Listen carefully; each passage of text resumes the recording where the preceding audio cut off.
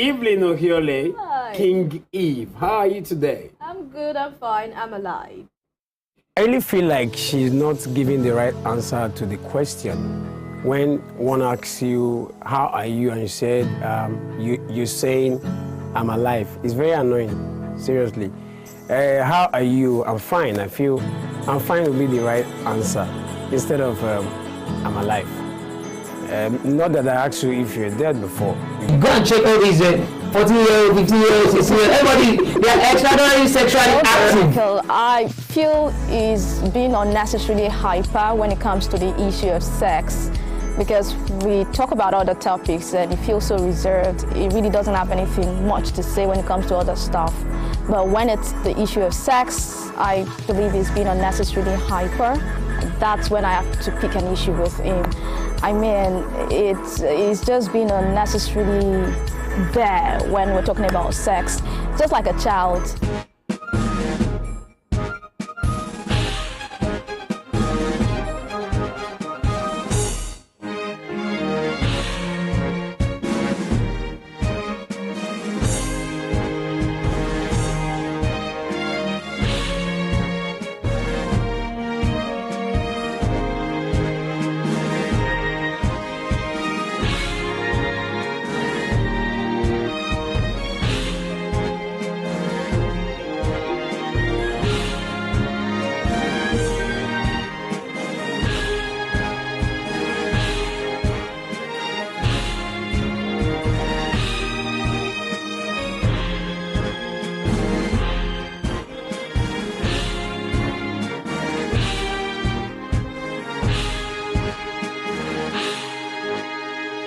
Western Spring Television, ours it is.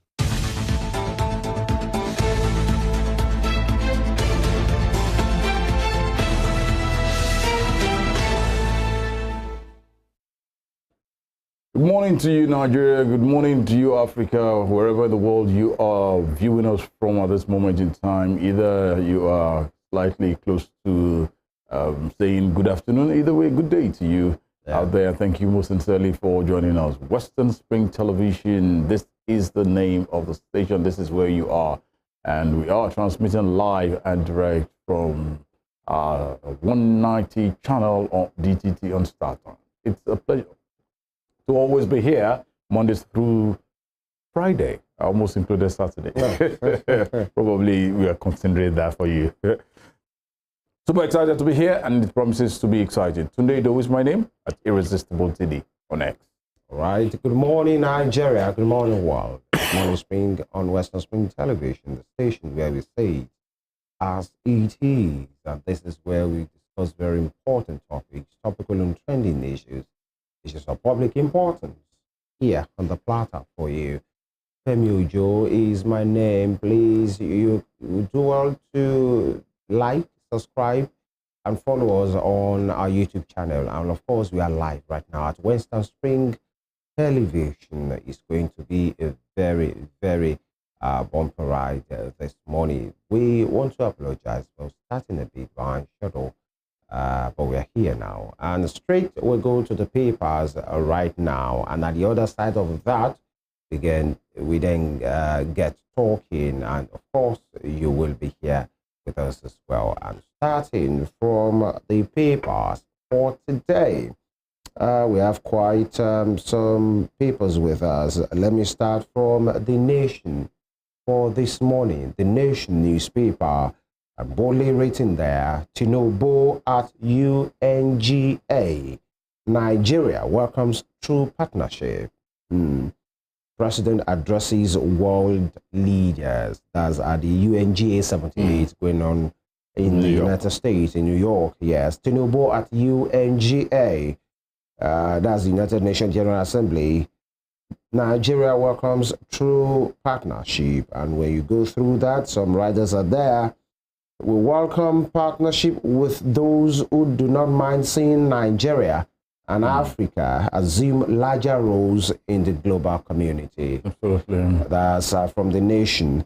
We welcome partnership with those who do not mind seeing Nigeria and Africa assume larger roles in the global community. And for me, I think that's quite instructive. Yeah, absolutely. For the world to know, we want to do business with you. You too can do business with us. Absolutely. But don't just see us like a puppet. Yeah. Of course, it should be a mutually beneficial thing. And Africa and Nigeria playing the lead, we are ready to play a larger role. That's a good one for me from the president. And the question is not whether Nigeria is open for business. The question is how much of the world is truly open to doing business with Nigeria and Africa in an equal, mutually beneficial manner. And I think at this point, I'd like to say, well done, President. That's quite a very firm and instructive one. You know, the highlights: President seeks debt relief, investment in critical industries, access for African exports, corrupt fear subsidy, bad forex removed for economic growth, resurgence of military coups and bad governance wrong. Foreign countries, firms should stop looting Africa's riches. Africa, not a problem, but key towards future. The president spoke on 5 points, and I think the highlight is what you've seen here. All right, we get to talk about that in the course of this program as well. What does this portend for the country? This meeting, that speech, other trips that the president has had before now, and the implication for the country. Please just stay with us. The bottom strip there: government targets 20,000 megawatts in 3 years. Airlines trapped funds now $738 million. Of course, that should be looked into. But then instructive to read that government targets 20,000 megawatts in 3 years. And I think that's quite a deliverable that is time-bound, which can always, be reviewed time to time to say where are we right now, especially this incessant drop, failure of the national grid that has failed, almost 2 or 3 times in the last 1 week. That's quite a shame for a country of the size of Nigeria. Almost 200 million for some, maybe more than 100 million, but then the government is targeting 20,000 megawatts in 3 years. Moving on, Atiku Obi filed 86 grounds at Supreme Court. Appellants, Presidential Election Court erred in law. Of course, the tribunal has given his judgment, and of course, it is still permitted for whoever is aggrieved to still go up the ladder, and that's at the Supreme Court, and that's what Mr. Peter Obi and former Vice President Alhaji Atiku has done. Good luck to them. And the highlight of the grounds, the 86 grounds, I think that's a combined grounds. Maybe Mr. Peter will be having 50 grounds, and then Vice President Atiku Abubakar, former Vice President Atiku Abubakar, having the other grounds. The highlights: PPC ignored the weight of evidence on result transmission. Wrong to hold that IRF is not a collation system. Onus of proof should not be on plaintiff. Written statement on oath of a witness filed outside the 21-day limitation amounted to an amendment. And that is it. Moving up, the top strip there: TUC, NLC differ on modalities for planned strike. Okay. Baseki, Shaibu exchange brickbats over lockout. Okay. And silence, not cowardice. Or your monarchs tell Obasanjo.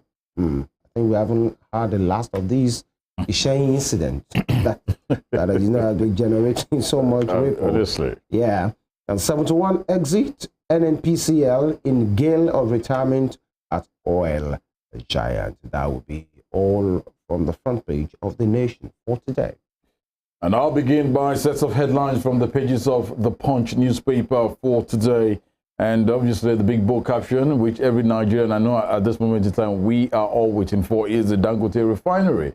And this says, Dangote refinery imports crude as NNPCL swaps oil for loans. A couple of writers associated to that story, and they say Dangote expects crude from NNPCL November, begins operation October, and $3 billion crude for loan deals. Others put pressure on local supply.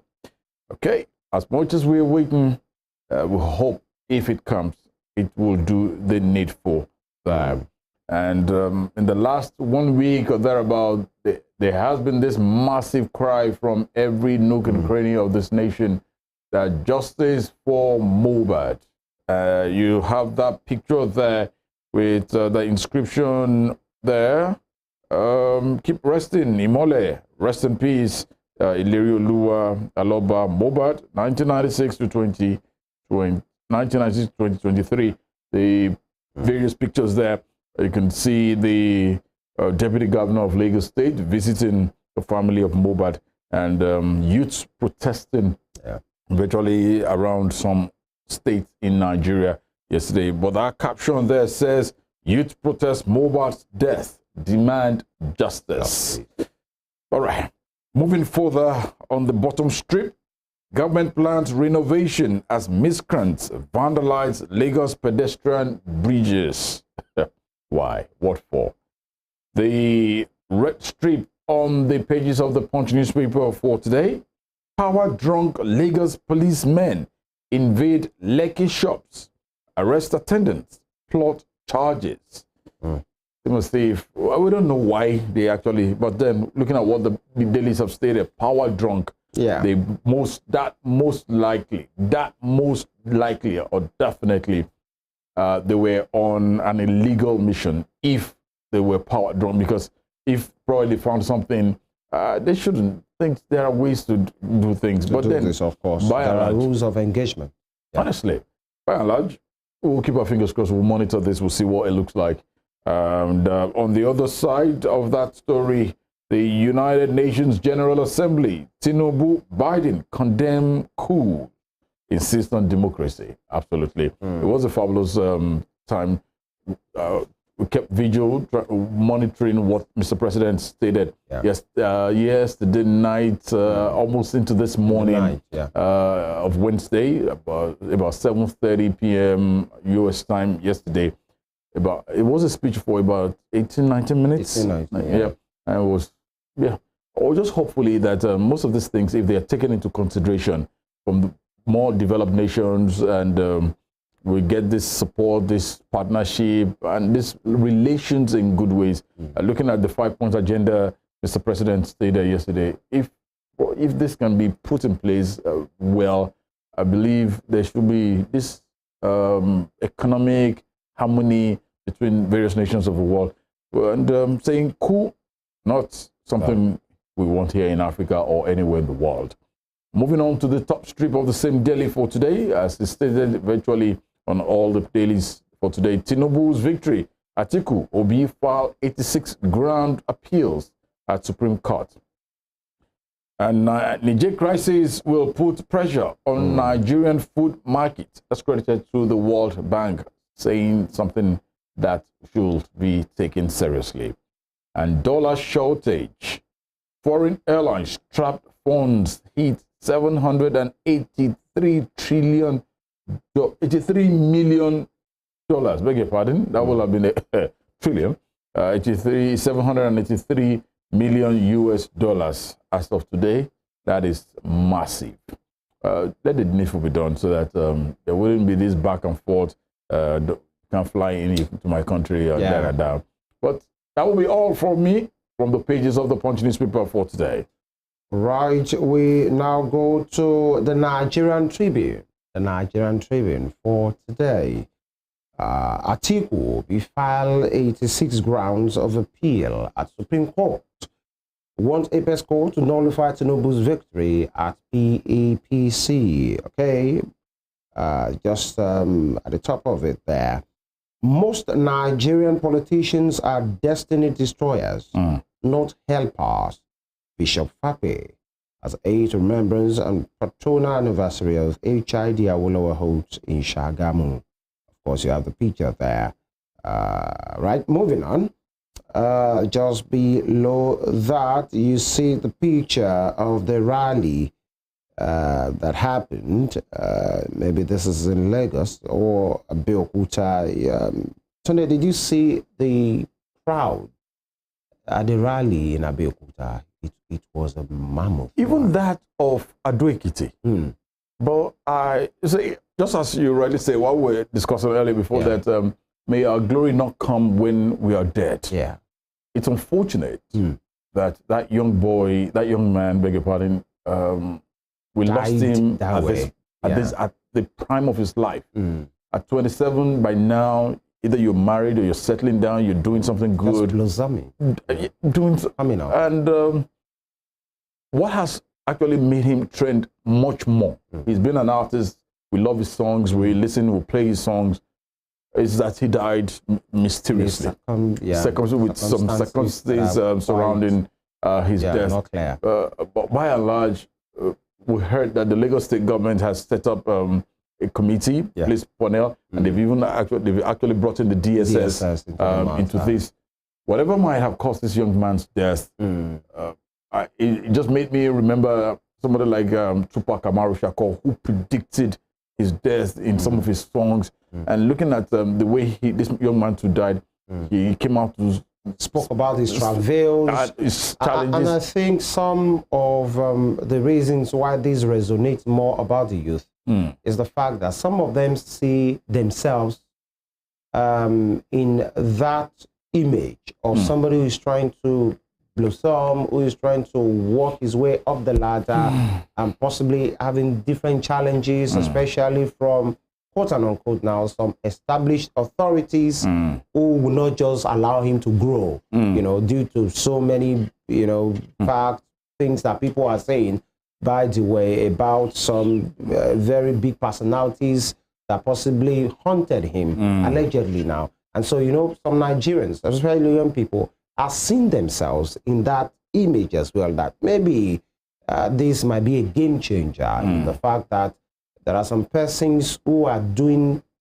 bad things to you, but they appear untouchable. And so they can't continue to go on that way. But then the investigations are on, and then we are not preempting, but then, you know, we'll keep our fingers commiserate with the family again and again. The Deputy Governor of Lagos State led some team to Mohbad's family house yesterday, and it was, you know, for whatever it is, it is a sad situation. Yeah, absolutely. But you know, we hope it gets justice. Okay.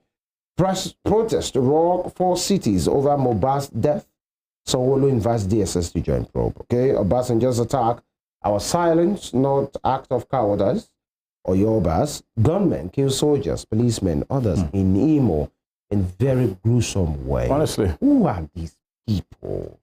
You know, some of them are tagged UGM, unknown gunmen. But do they just come from the sky? They don't drop return to the sky. It was very, burn them honestly, alive, burn some bodies as well. Yeah. What message are they passing? I really don't. What are they against? Is it the establishment or the security agencies? Or the bad thing is, some of these criminals do it to their own people. Because even if your people are part of the police or they're part of the military, in as much, if some of them are from that side, why are you doing that? Even if they are from other parts of the country, why are you doing that? You can't be appearing to be fighting for the people and you are still killing the same people. So what exactly is the message? Seriously, for me as well, it was seeing that story yesterday evening. No. They've gone too far. Yeah, honestly. Right. I think personally they should be rooted up for whatever. I mean, the criminals now. The agitations might be there. I don't have any issues with that. But then the moment you take up arms against the state, you take up arms against innocent people. I'm sure the agitation will not be worth it. Honestly, I can be rest assured. I am rest assured actually that the very good men and women, vigilant, dynamic men of the Nigerian army, the police, the DSS, the paramilitary, all of them. I'm giving them, just watch. They're going to root out they're on guys. the matter. They root them out. They know what they do. Response. That you don't kill one, just like you sniffing out life out of one American soldier or something, they will come after you. Of course. Even here as well. You don't do that. Very gallant. Without policemen or civilians. Why will you? Why should you? Moving on. Dangote refinery to begin diesel jet fuel production in October. Report. Okay. Wish them well. Diesel Diesel ex-depot price hit 1,000 naira per litre. Oh dear. As oil marketers lament incessant increase, you just have to pity entrepreneurs at this time. Business owners who run on diesel. Oh, goodness me. You know, it's not easy at all. National grid collapses again, 5 days after restoration. Okay. NNPCL retired stock management staff in major shakeup. We are told anyone with 15 months to go should just, you know, as we say in the local palace, jelly, just bow out. You know. Yeah. Most Nigerians, yes, I've taken that earlier. At UNGA, Tinubu says governance failure, foreign exploitation, others overburden Africa. Demands Marshall Plan's type intervention, explains subsidy removal. That's all for the Nigerian Tribune front page for today. And quickly checking out other stories at this moment in time. Let's check out this making the rounds from Daily Trust newspaper for today. I have the big bold caption, just as we rightly stated, while FEMI reeled out from the Tribune here. Again, gunmen ambush security operatives, burn corpses in Imo. About 3 riders associated to that story. 8 soldiers, police, civil defense among victims. Police launch manhunt, panic grip residents. Governor charges security agencies. We heard that the governor of Imo State, His Excellency Hope Uzodinma, was there. He went to the venue, to the place where this incident happened yesterday evening as well. And he was really, really sad to see that damage. Who would honestly, it was, God, I couldn't watch the entirety of that video yesterday. As the video went viral yesterday, it was really, really, really sad. Moving further on the same daily for today, Katsina Monarch breaks silence after compulsory retirement, and also 20,000 schools, 907,769 classrooms needed for out-of-school children. Hey, that's credited to UBEC, Universal Basic Education Commission. That is massive.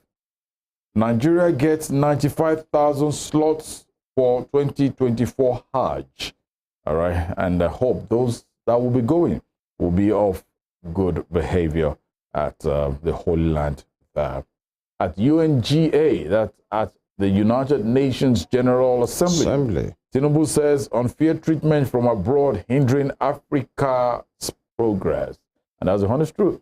Africa seems to be the place where the more developed nations will just want to like hand pick and dictate to. Well, Africa isn't a place that do business with you and give you crumbs. No. Or collaborate with bad people in your camp to give you the kind of deals that will always put you in problem. Because we've seen, remember the PI and D contract. I hope I get that correctly. Where you read that contract and how it was conjured, because that's just a conjuring. You will just imagine, who are these people signing off your nation, you know, on the platform that was next to zero. It's a lot. And I think the nation is still on it. And now when this thing was taken to court, the nation was still to cough out billions of dollars for something that was worth zero. Ab initio. Then you imagine, definitely there are collaborators, bad people who tell these guys from the other side, let's do it this way, one for me, one for you. There's always been that talk that this set of cabals that they always want to dictate what they want, and we heard quite a whole lot of times that, for instance, like this fuel subsidy, that if not for the fact that President Bola Ahmed Tinubu is a strong man and he stood his ground, probably he too will have shifted gear and for now will be managing. That there are certain people. Look, this is a country where there is so much abundance. At least the few places these few states one have been able to go around in this country. man, you see different dynamic things at different points in this country. Yeah. If all these things are well utilized, believe you me, this country, the state, shouldn't be in this. Many persons, especially people who possibly have visited the country or who have something to do, even some of us here in Nigeria, people have moved around. Yeah. Who are well versed in natural resources, how it works, the human personnel, and the human resources Nigeria have, and how God, nature has blessed the country. They will feel Nigeria has no business with poverty. Seriously? If actually we will do the right thing. And of course, it's a failure of leadership. Pre-independence, independence, and post-independence, still now, failure of leadership. We're talking about national grid collapsing over and over with a nation that has abundance of solar power. Where you move from Kwara State up north, sun, solar body is not really an issue. It's not an issue. We are blessed. If you want to go the hydro way, we have it there. And then some, talking about renewable energy right now. But then we are still in the era of up NEPA. Just like we said a few weeks back, some of us were born into it. I agree. You are now growing it. You are giving birth. The kids are still saying it at this moment. It's a sad one. It was passed to us from our fathers and mothers. Was it passed to us? Oh, we met it. We met it. It wasn't handed over. Yeah, we met it naturally. And at this point in time, we are now passed it over. They too have our kids. They met it. They too have met it as well. They didn't pass it. Oh, goodness but me. then it's a good thing that we are reading this morning that the government is saying we are going to provide 20,000 megawatts in 3 years. And then we hold them by their word. 3 years. Wow. Here we go. We wish you all the best because that's the way to go. We're talking about the price of the diesel hitting 1,000 naira. 1,000 Nigerian naira per liter. How do business survive? I know it's really amazing because while growing up as a young boy, then we had the likes of Leventis, we had Kingsway, we had Dunlop, we had Michelin, Bata, Exide Batteries. There were quite a whole lot of great companies in Nigeria. Where then in the early 80s, everybody would love to go see all these places. But because of this situation of light, electricity. Especially it has to do with production. This set of companies began to leave. Yeah. And it became a very problematic situation for us here.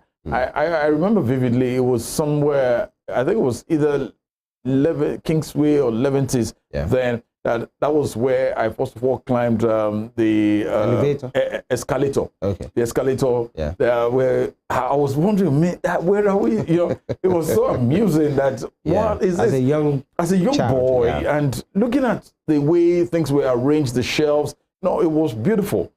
All of a sudden, when one left, the other left, the other. They moved out because the cost of production. Honestly, it was as bad, and it was quite a shameful thing because some of them didn't just relocate back to Europe; they relocated to Ghana. So our next door just neighbor. our next door neighbors who possibly doesn't have what we do have, and the situation has degenerated. So some of them who even managed to still be in the country just from being a production company, they became distributors. Just bring in the product and then they distribute. And that one will narrow down the employment rate. Absolutely. The people working there, some of them will have to be released. If you're working, in one way or the other, part of the production is only the distributors, marketers that will be remaining. Yeah. And over time, they left and they left and they left. And this is where we are. But then we are hoping for the best. If power improves, many things will improve as well. And because there is no way the cost, if we have very stable power, electricity, there is no way the cost you pay for having the stable electricity would be the same or even higher than what you are paying on diesel and the rest of it. Absolutely. 1,000 naira. Is still, my shock is still shocked this morning. On the top strip of the same Daily, staying with Daily Trust still, Atiku Obi challenged Tinubu's victory at Supreme Court, file 85 appeal grounds. Some have said 86, Daily Trust is saying 85, either way. And Mobile, protest in Lagos, Ogun Delta, Sanwo-Olu invites DSS.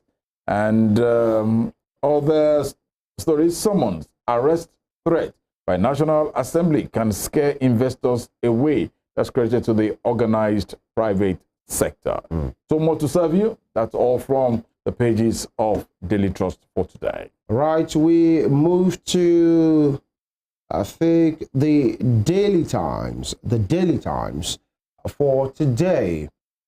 OPS accuses NAS, that's National Assembly, of stifling businesses, chasing away foreign operators, foreign investors rather. Says it's a rider, says it's in court with legislative arm over summons and invitations. Mums, the word from NASS, mom, meaning silence, is the word from the National Assembly. OPS accuses NAS of stifling businesses, chasing away foreign investors. Says it is in Supreme Court with legislative arm over summons and invitations. Mums are the word. Mom is the word from NAS. All right. And of course, you have the picture from the rally that was held in support of the late Mohbad.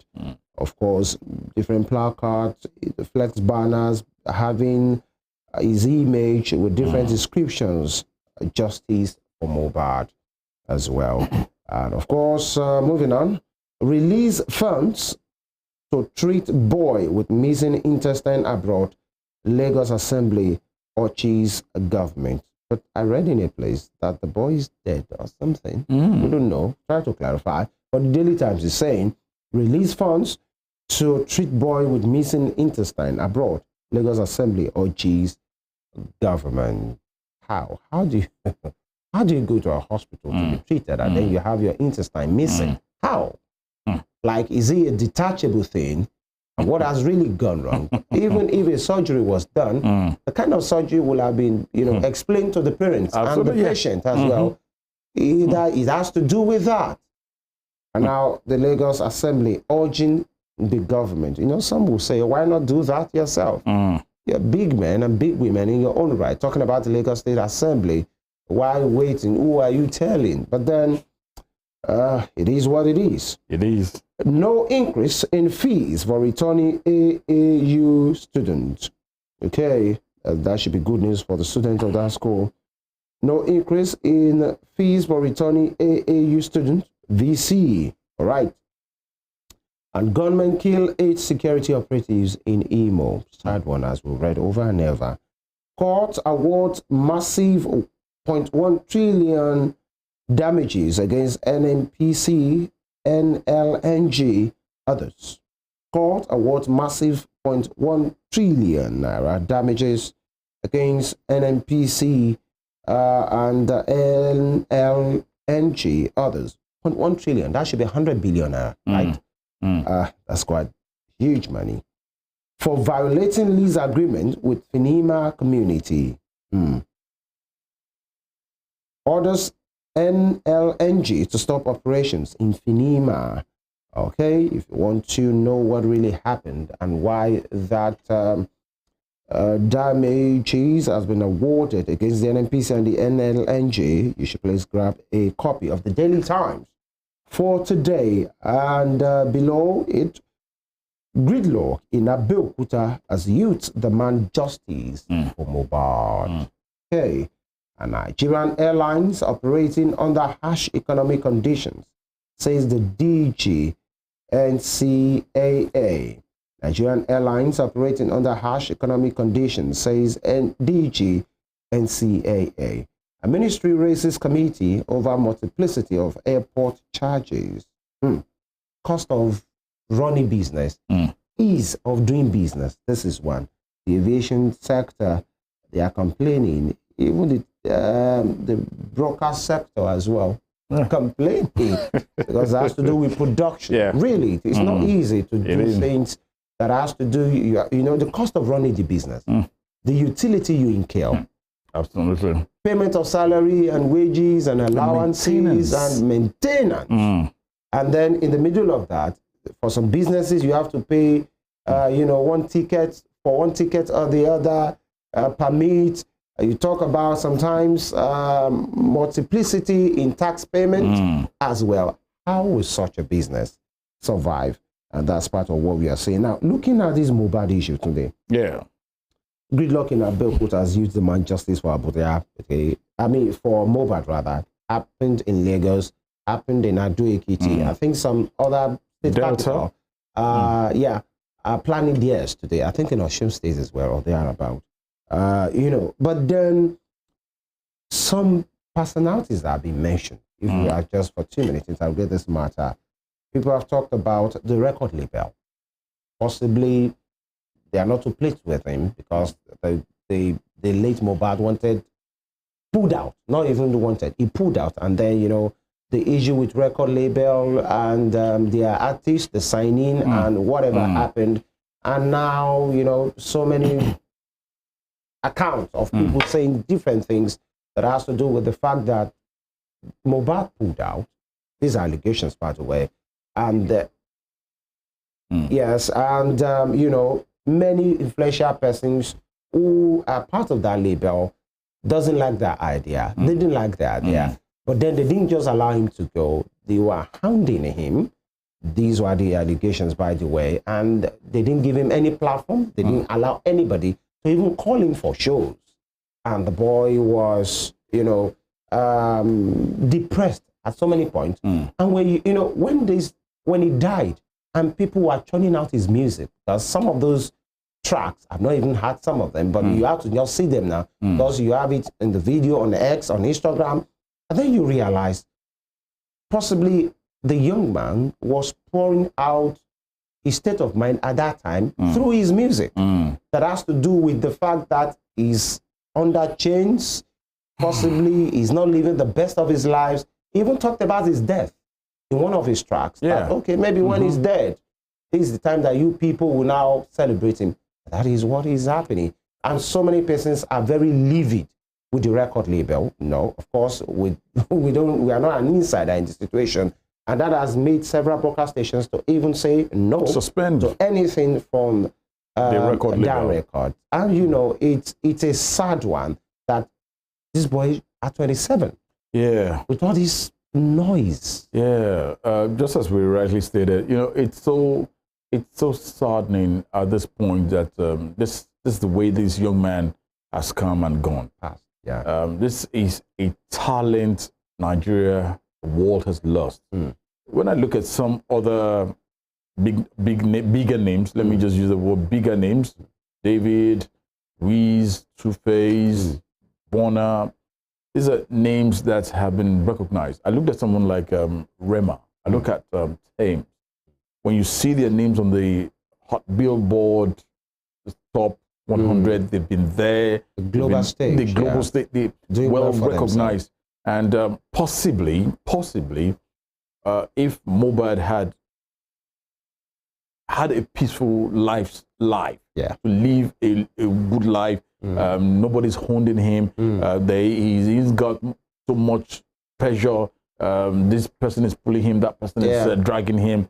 If he had. There was even a video. He probably would have been doing on a video shoot with, I think, with Zlatan, and then somebody somewhere had to come and disrupt that video shoot because they wanted to deal with him. The video is there. You see, I will just admonish the authorities to kindly do the needful. Do the needful. That's the only way this young man can rest.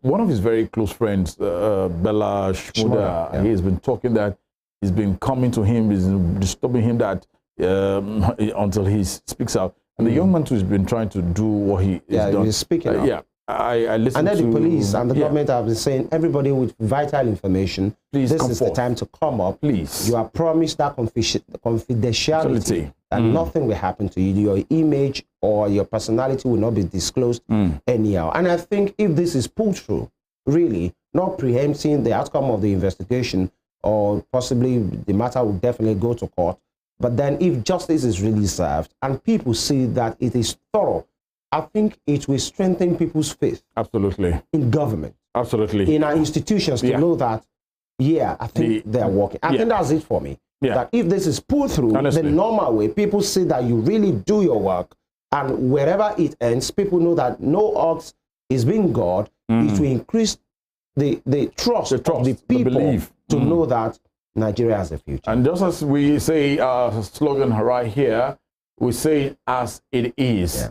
Yeah. And just like every media houses around the world, and Nigeria in particular, who is monitoring the situation, the developments arising from Mohbad's death, and what the investigation, what it's going to look like, what it's looking like at the moment, we will definitely say it as it is. And in the course of the few weeks or months or thereabouts, we will be talking to people who know this young, and when justice has been served, we will get to let you as well.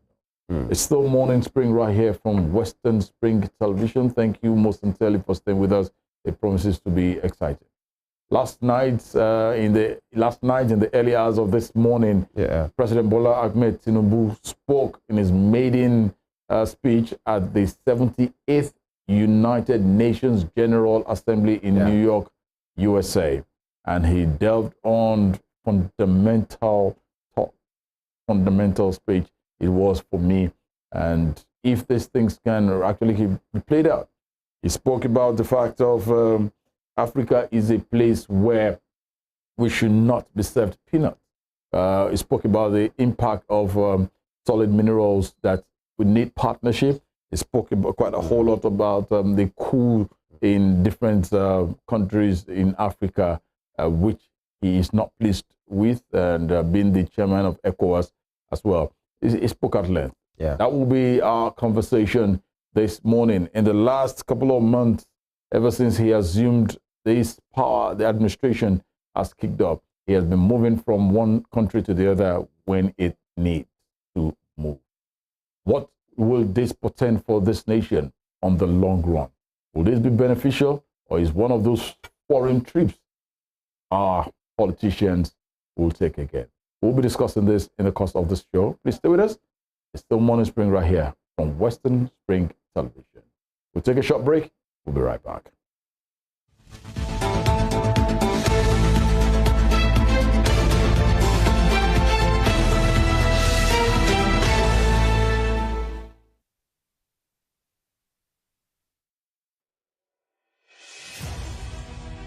Can you imagine the feeling when you get your news as the break with facts and clarity?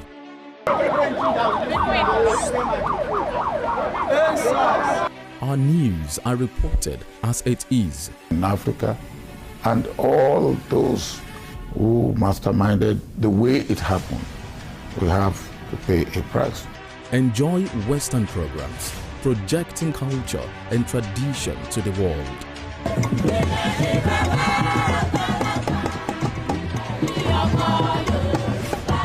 Brought to you as the break and recapped every hour for your update.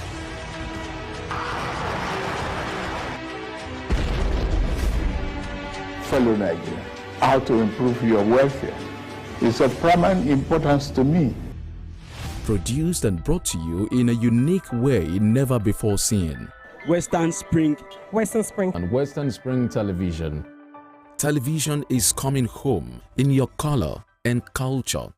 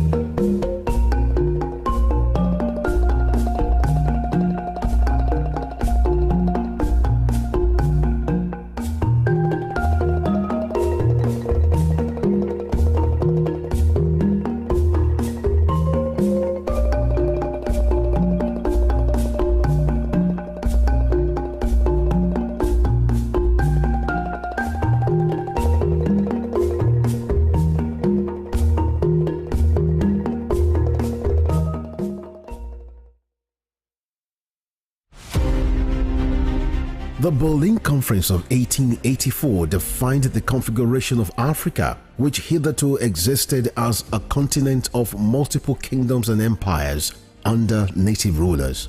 The conference, otherwise referred to as Congo Conference, regulated European colonization and trade in Africa as initiated by German leader Otto von Bismarck. The Berlin Conference is often called the scramble for and partitioning of Africa, as each of the imperial powers carved separate portions of the continent for themselves without recourse to racial and cultural identities and differences.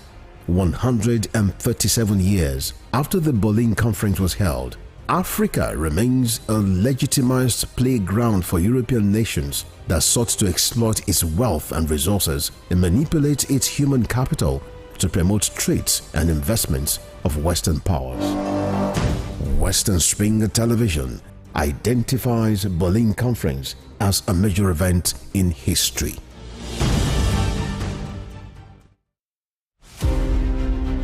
James Ajibolaige was a lawyer who obtained his first degree in classics from Nigeria's premier University of Ibadan. Born September 13, 1930, the orator and the polyglot spoke impeccable English, French, Igbo, Hausa, and Yoruba languages. His fine diction placed him among classical orators and public speakers like Cicero, the Roman orator.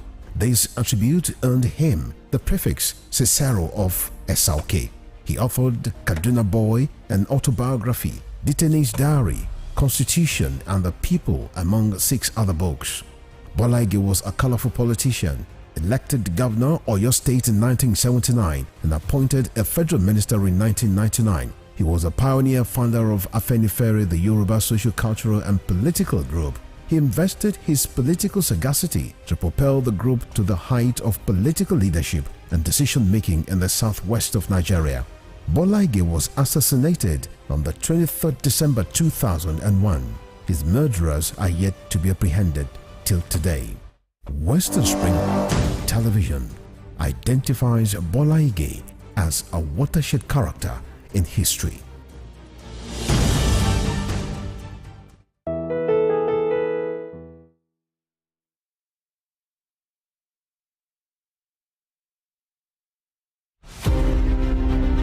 The British Empire was the largest and the most powerful in the world.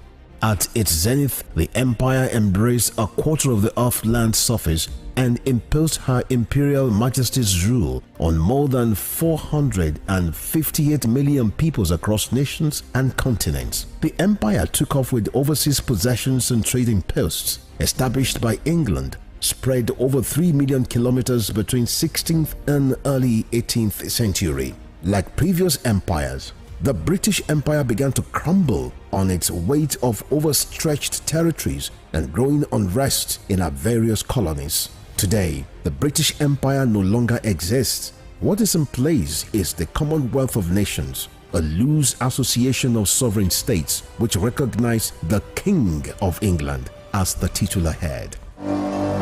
Western Spring Television identifies the British Empire as a watershed empire in history.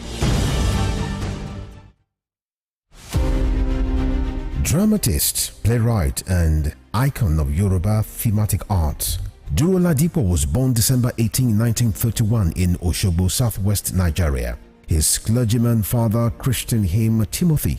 His other names, Duro Dola, Duro Shomo, Duro Rike, reflected his persona and the circumstances that surrounded his birth. The legendary stage actor had in several public fora identified himself as one of the greatest abikus born to die in this world.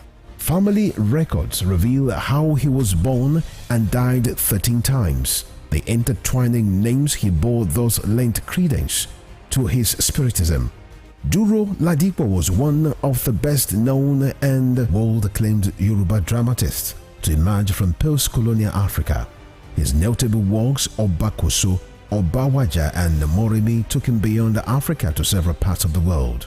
By the time Duro Ladipo died on 11 March 1978, the Nigeria's first cultural ambassador had acquired a towering image as an artist whose works adorned the frontage of Trenchard Hall, University of Ibadan. Western Spring Television identifies Duro Ladipo as a major character in history. Fumilayo Ransom Kuti was an educationist and advocate of women's rights. She was recognized for her vitriolic comments against colonial policy of taxation as it affected the Nigerian women. Bere, as fondly addressed by her women followers, Fumilayo championed the initiation of universal adult suffrage, which gave an unprecedented leeway for women to contest elective offices and power to exercise voting rights. Married to a foremost educationist and teacher, Israel Oladotun Ransom Kuti, the first president of Nigeria Union of Teachers, Fumilayo Ransom Kuti was the mother of children who inherited her spirit of activism. Olufela and Be Kololari, the former, a renowned musical legend. She was the first female student of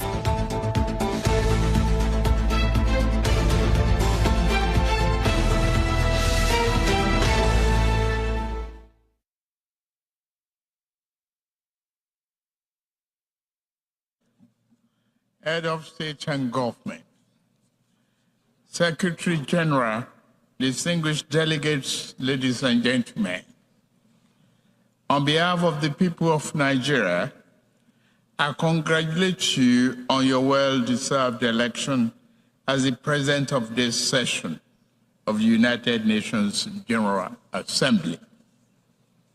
We commend your predecessor, His Excellency Chaba Korochi, for his able stewardship of the Assembly also.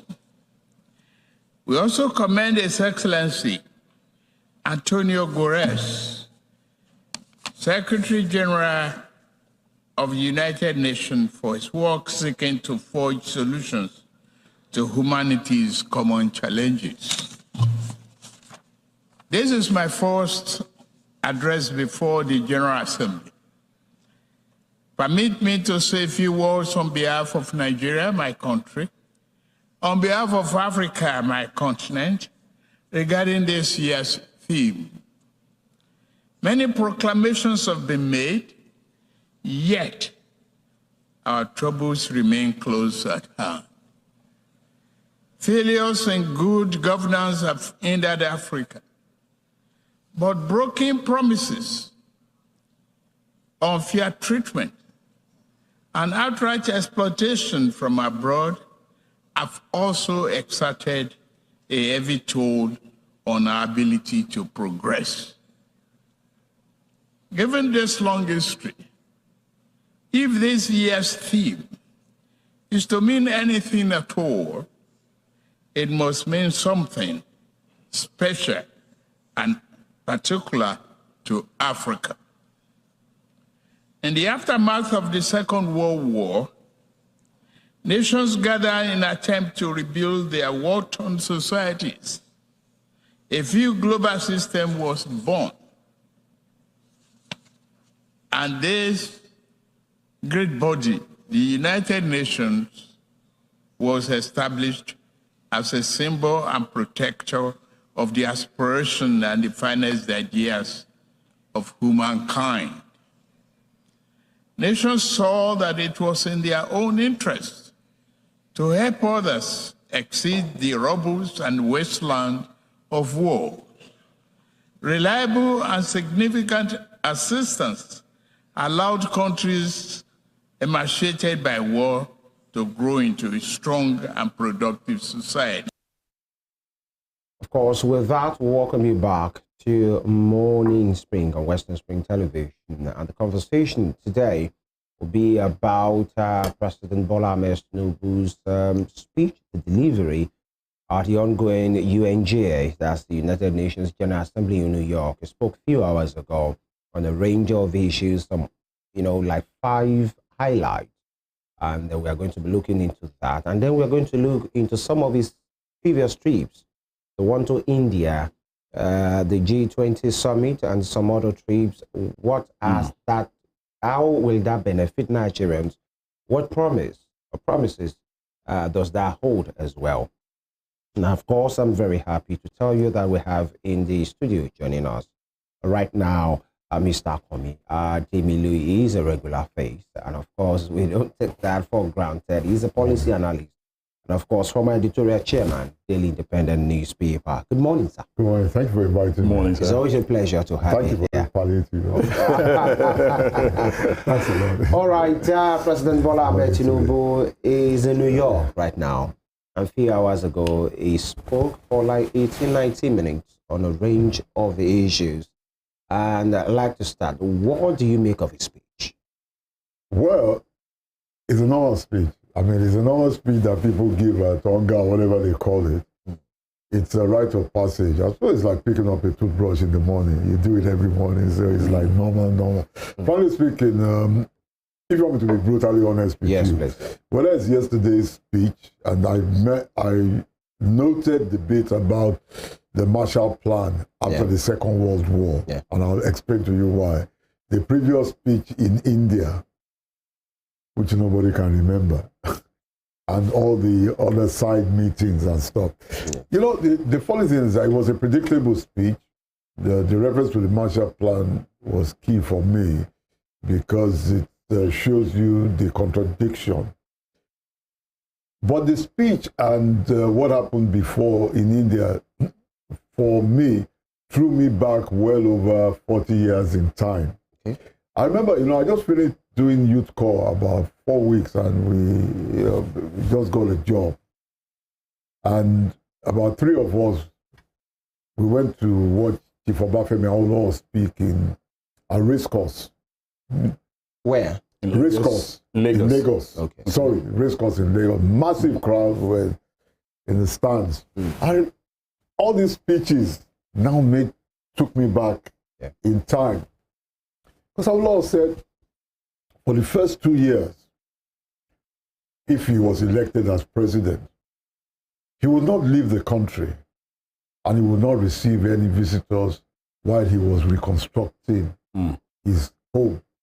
Now, we're hearing all these speeches within the context of the national grid collapsing time and time again. We're hearing all these speeches in view of all kinds of fiscal disinvolvement. The country doesn't have a substantial governor of the central bank. There's so many things wrong. So I now begin to wonder, okay, it was 18-19 minutes, but it was predictable. I could have written that speech, you could have written that speech 10 years ago. It's just a speech you go and you deliver. You say that on the sidelines, you are meeting this and that. The person that you're asking to come and invest in your company is good, though, don't get me wrong. But the person you're asking to come and invest, right, he's going to look at a broken down state, a non-functioning judicial process. National grid is going to collapse again in about 3 weeks' time because there's a structural dysfunction. You should have broken up the grid into about 12 zonal grids. You know, when Obama ran for president in 2008, for the first time, yes, I remember watching it on CNN, and he said during a campaign speech that that it was important to break up the grid because the idea of a national grid has outlived this, has exhausted its possibilities. So that if he came in, that one of the first things they have to look at is to break up the grid completely. These are the kind of things we should. You're asking somebody to come and invest in your country, right? He's hearing that grids are breaking down. He's hearing that you don't have functional ports. You get what I mean? So many things are wrong. You want to move goods from one part of Nigeria to another. You go to about 27 checkpoints. Where they're not checkpoints, they're tolling centers. There's so many things wrong. And I begin to now, because of all this toing and froing, and I begin to remember, because I was there. It was in all the newspapers the next day, Daily Time. It was a Saturday. I was there, and all those words started to haunt me. That how many trips abroad did the Chinese leadership make before they got to where they were and pulled hundreds of millions out of poverty? China, India today is going in leaps and bounds. You know, the one of India is just getting out of hand. You get what I mean? And then you ask yourself, for a man who's actually, Modi is actually a rabid nationalist. They're good parts and back parts. But how many trips has Modi made out of India? If you can actually argue that Modi doesn't actually give a damn about anything outside of India, you get what I'm saying? But look at the progression of the Indian economy. Look at the way they landed somewhere in the space that nobody else had been to. That place they went to, the South Pole, and it should have been the Americans or the Russians who should have claimed it. Not India now, India long. You get what I mean? So I'm beginning to have that. Honestly, I think that after this ritual, it's actually a ritual. Yeah, I wanted to say because it's a statutory meeting. It's a statutory meeting. He has to be there. But I honestly think that maybe we should reconsider Awolowo's position. Kind of step down a little bit on all this going. We're not going to run an autarky and you close Nigeria border like that. I think a lot of these things now, you start using the Minister of Foreign Affairs, the Vice President, the Minister of Trade and Industry. And let's really concentrate on reconstruction at home. We've gone on through this ritual, these statutory bodies, as you correctly pointed out, but I think, honestly, we should try and relax in the next 1 year and face the critical issues, how to rebuild a completely broken down country. So let's look at some of the... not depressing. No, you're not. Let's look at some of the highlights of his speech. What some of the factors that he made mention that he wants a betterment for Nigeria, betterment in Africa. He spoke about the looting of mineral resources, and which is threatening the peace and places of national security, both in Nigeria and in Africa. And if we look at one of his statements, he said, Africa has become a honeypot for some foreigners. For you, you've been there. You've seen the better days of this country, and I still hope and pray you still see better days as well. Yeah. What do you make of this? Is he not laying emphasis to the fact that foreigners, colonizers, have siphoned Africa to the limit? Yeah. I mean, what he's saying is like somebody who's helpless. I mean, the person is helpless. You get what I mean? How many times have we... Whose fault is it if they are looting Africa's mineral resources? Right under your nose. They are creating conflict because the leadership of Africa has failed the dreams of independence. It's a far cry from when... I mean, that's why people like Nkrumah and later Sankara were overthrown, Lumumba, because they had to put in pliant people who would... So, I mean, what are you crying about? I mean... the bankrupt African leadership caused all this. Look, if you go to Morocco, go to Dubai, it's the same Nigerian leadership that is talking.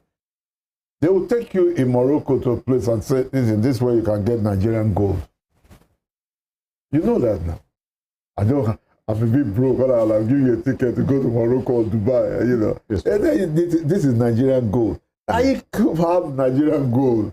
Did that go through any export license in Nigeria? They're mining things all over the place in this country. We're supposed to have a constituted government in place. We're supposed to have Department of State Security. We're supposed to have armies. This is not bemoaning your fate. It's to do something about it. What a country like Nigeria needs is, for example, not going to make sanctimonious sermons at the United Nations. So get to work. First of all, this country, if we really mean business. You call it sanctimonious? Yeah, sanctimonious. All these things that the President Tinubu is saying, I could have written this speech 10 years ago now. You could have written this thing 20 years ago.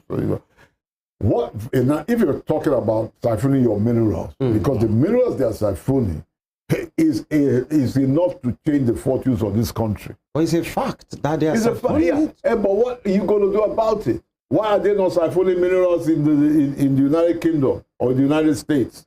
They don't have minerals to siphon there. They don't have, there's North Sea oil on the shores of the United Kingdom. They don't have minerals to siphon in South Africa. Mr. Ademiluyyi, as African half leaders... of the gold of the world is based in South Africa. When did you hear last year South African leaders saying they're siphoning? The fact is that a country like Nigeria, if you will mean business, you're not going to go to and make sanctimonious sermons in the UN. Why don't you set up specialized forces to guard your minerals? Then we know that you're serious. So everywhere that you have like lithium in Nasarawa, Do you know how much the cost of lithium is? It's frightening. You can't make any phone or batteries or something now without lithium. That's why I say it should be probably the richest place in West Africa.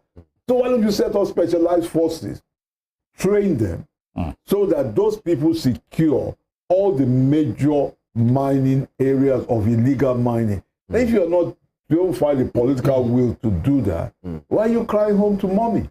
I mean, I don't understand the speech. All right, Mr. ADEMILUYI, still on that front, you know, he said the fourth, quoting president now, said the fourth important aspect of global trust and solidarity is to secure the continent's mineral-rich areas from pilfering and conflict. Many such areas have become catacombs of misery and exploitation. The Democratic Republic of the Congo has suffered these for decades. You know, it wasn't now speaking only for Nigeria, speaking for Africa. Despite a strong UN presence there, and at that point it was pointing fingers, you know, because it was speaking at the UNGA, that the UN forces are there, a strong presence. The world economy owes the DRC much, but gives her very little. The mayhem visited on resource-rich areas does not respect national boundaries. Sudan, Mali, Burkina Faso, Syria, the list grows. So it's not just Nigeria. Nobody ever said it's just Nigeria, but like Shakespeare said, the fault lies not in our stars, but in ourselves. I don't know. I mean, I'm trying to say what President Tinubu was saying. What was he saying? So what do you want the world to do about it? You created this problem. You have weak, inept leadership, conniving. This is not a morality play. This is about the realities of life. That it is made up largely of nasty people thinking of themselves. He pointed to the UN and said, you are there. And this is happening. After he said it, what's going to happen next? I don't know. Why don't you start in Africa, that the African Union themselves should have a command force like Nkrumah and Co. wanted in the 60s, which is one of the reasons why they kicked them out. Why don't you start at home, that the African Union should get together, have an agreement, and have a standing army to secure Africa's minerals for the benefit of African people. And what's that going to do with you? These are predictable utterances. Nobody's going to remember it next week. And so I don't see the point of even discussing this thing because, okay, he's made that say, what's going to happen next? The forces that are mining this illegal, minerals illegally, they are the same forces who are financing elections in the West. There's going to be an American presidential election next year. Is this, I don't want to measure any names on television, but it's the same mining companies that are going to donate finance camp to both sides. And you want the person they donated money to contest an election. You know how expensive an American presidential election or a British general election. You now want them to get elected and kick them out. Look, these people should stop all this pandering to television camera and face that the issue lies at home. The African Union has to set up a high command and take on the booty hunters who are this thing. And all that kind of thing shouldn't impress anybody. If anything, it's embarrassing because we had that same thing 10 years ago. We had it 15 years ago. We're going to hear it in 10 years if nothing is done. If nothing is done. So, as part of what he said, according to Mr. President, he said many proclamations have been made, yet our troubles remain close to our hands. Are we saying that African leaders are played into the hands of foreigners? What they did was after the first wave of decolonization in the 60s, they replaced all the real nationalist people with pliant satraps. That's in their word for like boy. And so what are you going to do? I mean, the West pushed all these people in, and now you're now complaining that people who overthrew them in what at least the excuse was that they are nationalist schools in places like Burkina Faso and stuff. You're not complaining about them. But the fact of the matter is that the people that they overthrew were, to a considerable extent, stooges of French colonialism. When they bind in Africa, because the country doesn't have any leadership now. How can you be the richest continent and then the poorest person, with the poorest people as well? How can Nigeria have 133 million? I don't know if I'm interested in anybody talking about it. I prefer Awolowo. I'm not going out anywhere, and I'm not receiving any visitors for 2 years. While I sort out my own country. So all this Galivan, I don't know why. You know, this thing is something I've forgotten until about 3 weeks ago, that G20 thing. And I started that Awolowo was talking sense now. Because, I mean, how can I be reconstructing my house and inviting TUNDE IDOWU for lunch at the same time? Does that make sense? Yeah. They are repainting, they are doing the roofing, they are tiling the floor, they are trying to... I don't even want you or TUNDE to use the toilet. Because, no, I mean, because I'll be embarrassed now. My wife will be embarrassed. Every one of you say, please, can I use the toilet? You know, honestly, I think after this... You believe we should fix ourselves? I think we should step down a little bit on all this up and down. Look, if your house is good, people are going to beg to come in. You're not going to invite them.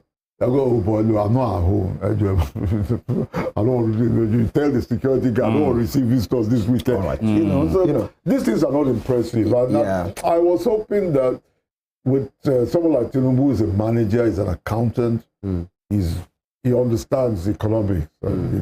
I would have thought that we would step there. Maybe, I mean, these are early days. We've gotten all these statutory G20 here. I think we're just forget about it. Are you talking about the trips or the what? Both. You don't want to give people, you don't want to raise expectations that will never be met. You don't want to give people the impression that these trips are important. They are not, in my opinion. All right. He spoke on some 5 points. And I said the words are predictable. Yeah. All right. Because you could have written that speech 3 days ago. Yeah. The president highlighted, he's seeking debt relief, investment in critical industries, access for African exports, and, corrupt fuel subsidy. He said it has been removed. That's one of the ways to go. And resurgence of military coup and bad governance, saying, okay, maybe there are collaborators, and that is a really bad thing on the continent. Foreign countries, FEMI should stop looting Africa's riches. We've talked about that.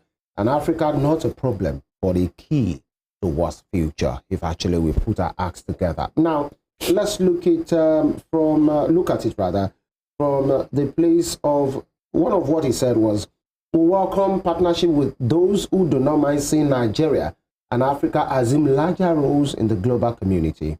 He said the question is not whether Nigeria is open for business. The question is how much of the world is truly open to doing business with Nigeria and Africa in an equal, mutually beneficial manner. I mean, nobody wants you to be their equal. You've got to force yourself to be their equal. That's what the Indians and the Chinese have done. Nobody wants you to be there. You have not met anybody who wants you to be their equal. So it's not really a conversation. It's not really a conversation thing. It's not a conversation. You force it on them. Was it India, China and India, were anybody's equal in 30 years ago? Yeah. They were not. When I was a kid, people were throwing themselves into the black hole of Calcutta. When life don't finish, when you're fed up with life, you just go there and throw yourself in and forgot about it. Yeah. But look at India today, look at China, how many hundreds of millions of people were in poverty 40 years ago, 45 years ago. I mean, even in Brazil, in a democracy, in Brazil, Lula da Silva pulled out 40 million people in 8 years. He walked the talk. He didn't go and start talking in some United Nations or G20 this thing. I think we're putting too much of a premium. Okay, if you say, for example, you want access to world markets, right? Charity begins at home. Does Nigeria have any ports now? In the conventional definition of the port, maybe the New Lekki port. So a place like this, in 1961, the United Nations handbook said that the port of Apapa was the 7th most efficient port in the world. That was 1961. It's there in the United Nations. This anybody can fact check. Yeah. There's not a single Nigerian port that is in the top 10 in Africa. According to sorry, my phone is in your phone. Just Google top 10 ports in Africa. I can't remember who made the report. The Djibouti was number 1. I can't remember number 10. How can the country that says it's the largest economy in Africa and the bigger, how can it not have one port in the top 10 ports? So what's that going to do with all, you're saying that you want access? Of course we want access to world market, but you force the change. You get what I mean? Look, when I was in secondary school, things were just falling apart there. But when I was in secondary school in England, you know, in the 60s, right? Before I was in secondary school, you had Nigerian massive warehouses owned by the Western Region government. Okay. In the dockside in London. I'm talking about warehouses stretching from Rave FM to Okefia roundabout. Wow. Do you know the size? Wow. If we put a Warehouse from Rave FM all the way to Okefia roundabout, that's massive. That's stretching kilometers. That's like a hangar. That's like a. If you go to the military, they sold all those things out. Because if you go to those Western regions, the military, after the coup in 66, if you go to those, you can still see them in the docklands and stuff in East London. If you go to those warehouses, they had cocoa there. Then they had things like F4, yams, all these things that they were selling abroad. So, you know, a local retailer, he went to a Western, it wasn't just one, he went to a Western Nigeria warehouse, and then he bought a lot of stuff, beans, yams, cassava, the whole works, you know, and sold it in his market stall in Liverpool Road, in various cities in the United Kingdom, and even outside of the United Kingdom. So why are you not talking about bringing those things back? There's still land available in London. You can still lease warehouses and stuff.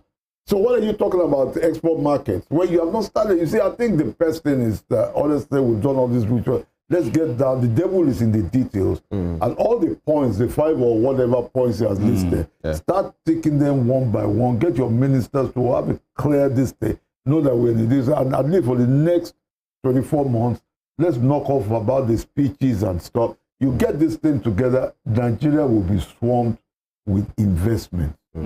Because you don't tell somebody where to put their money. Because they are actually looking. I mean, if you are talking about low interest rates, I mean, in Japan, the interest is virtually zero now. So the guy needs where to put his money. It's not because he likes you. He's going to look for somewhere his money is going to make sense and give him a return. But if you put all these things together in a country with a market of 200 million people, you'll be actually begging people that you don't come here. You go to Ghana, go to Togo, go to Kenya.